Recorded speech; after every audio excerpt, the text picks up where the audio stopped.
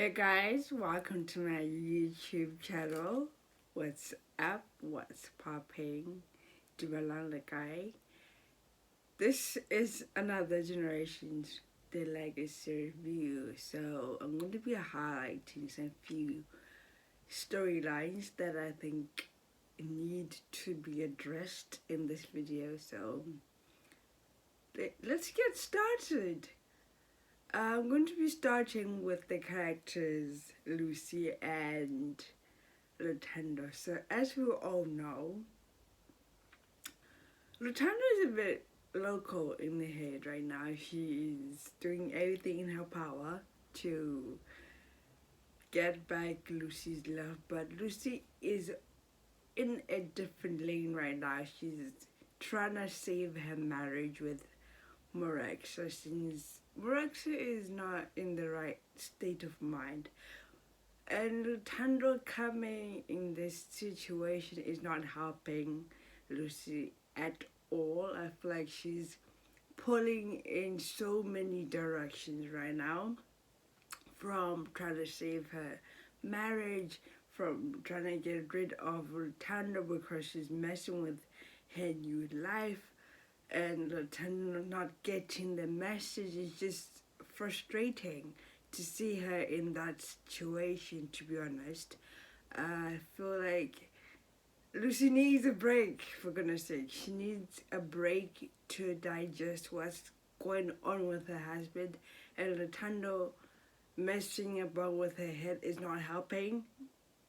Currently, she's not in the right mind of trying to sort out what Lutando wants and what she needs at this moment. So I feel like she's all over the place. Lutando broke in the house, she's trying everything and she's not getting the message. Lucy is not in love with you anymore.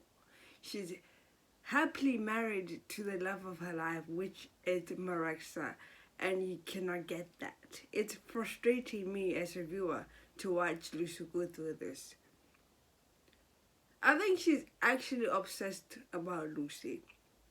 Lutando is obsessed with Lucy, and she cannot face the fact that she can be happy with Mrekza. I don't think it registers in her mind that, okay, Lucy's actually happy now. If she's happy, what can I do? Like, Lucy paid her off to go somewhere else and leave them alone, but she does not want to. I mean, she went to prison to visit Balisa, and Balisa accidentally gave Lutando an idea, which I think it was a bad one, because she said something about getting married and staying in this marriage until death do us part. And she took that death do us part literally. I think she's gonna try to kill Mrekza, if I'm not wrong. But if she dares try to kill Mrekza, oh my god, Lucy will see red in a split of a second, I tell you. Lucy does not mess about when it comes to her family and her husband. Speaking of Mrekza and Lucy, so Mrekza is now a different person. He's not in love with, well, he claims that he's not in love with Lucy anymore. There's no connection between them. I think that's just the memory loss talking. It's not actually him.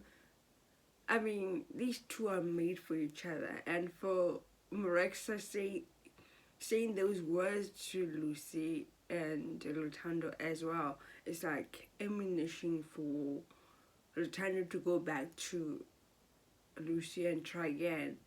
And that's what he did. That's what she did. That's what she did.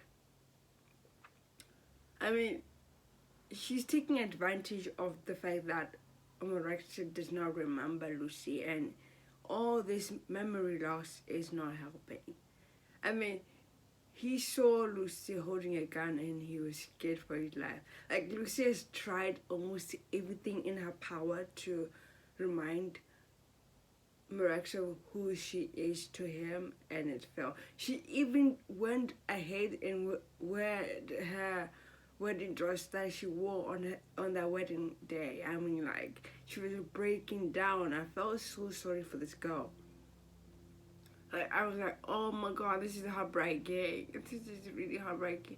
And when she knocked on the door at the commune and saw Mrekza there, Mrekza was just dead ass, just blind. She couldn't even realize who that was. It's like, Lucy?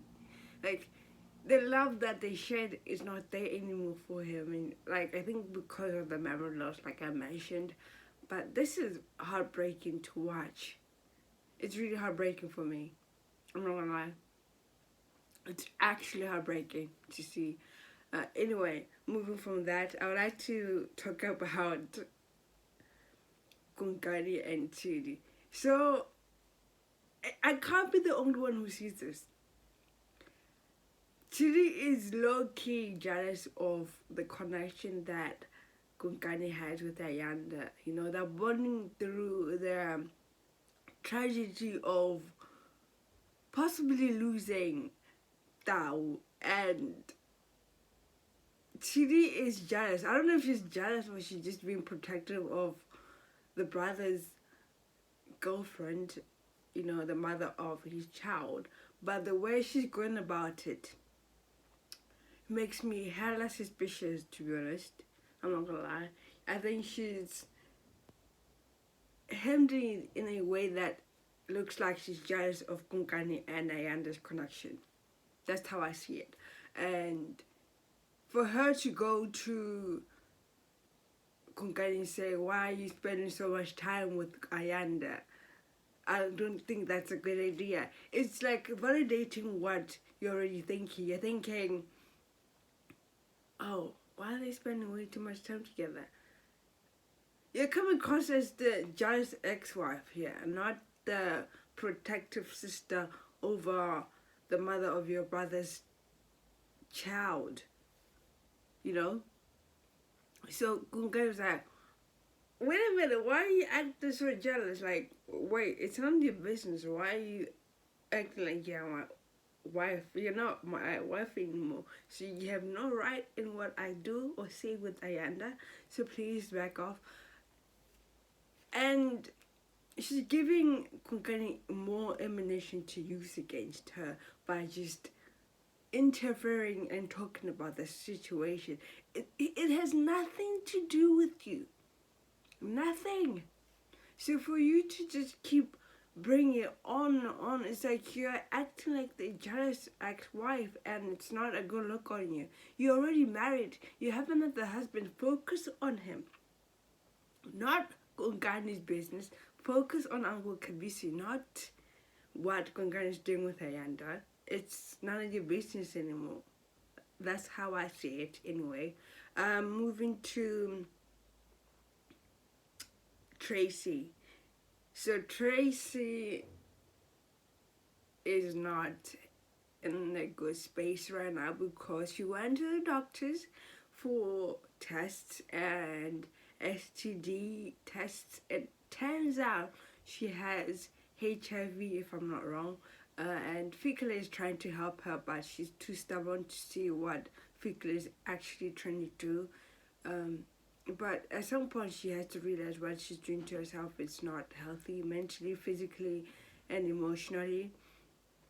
I mean, she already has an STD that it's not going to be curable at the moment, but Fikala is doing everything in her power as well to help her see that it's not the end of the world. She needs to put herself first and stop what she's doing because it's going to cost her life. It's already costing her life because she has this disease.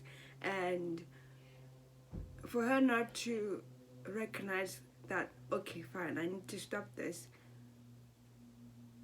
What else should happen to you for you to realize that, okay, this is not healthy for me anymore?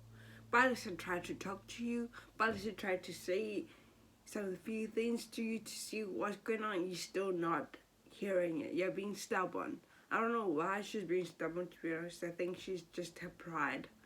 And the money that she gets from this job is blinding her to the risks that she's facing. But we'll see how it goes. But this storyline is really intriguing. I think it's going to highlight some issues that we have as a community all around the world. Not only in South Africa, to be honest. I feel like we don't discuss the issues that women face because of this whole situation. That whole storyline is such an important one that women and men need to listen to and watch and understand. And I think that's what generations right now is doing, and I applaud them for that. What else? I mentioned Tiri and Dao. So Dao's condition is not looking good at all. It turns out he's possibly gonna die in prison, and I think that's how his character is gonna leave for the Queen, obviously. So my Chiriso find out that her brother is not looking good, and she was breaking down. She's emotional. Instead of going to her husband, Uncle Kabisi, this woman, she has the audacity to go to her ex-husband for comfort. I don't see the logic in that. Who else thinks that's crazy? It's like me going to my ex-boyfriend for comfort after finding out that my brother or my sister is sick or dying. Like, we broke up for a reason. Why are you going back to your ex-husband for comfort? You should be going to your current husband, which is Uncle Kabisi. I don't understand that. I know you guys have a connection and you love each other for some weird reason. You still have that last kind of situation. I understand that, but come on now, my cities. Come on, girl. You need to realize what you're doing is low-key a bit disrespectful, to be honest, in my opinion. Anyway, I think she needs to put her priorities straight and go to her husband for comfort, not your ex. Your ex is dealing with other things. Not you. You need to just sit down and analyze why you decided to go to your ex-husband for comfort, not your current husband, who really loves you, by the way. So that's it. I honestly think that whole scene was a bit disrespectful because, I mean, this two, as much as they hate each other, they love each other regardless. I think that's it for today. Please don't forget to like, subscribe, and share. Peace. I'm out.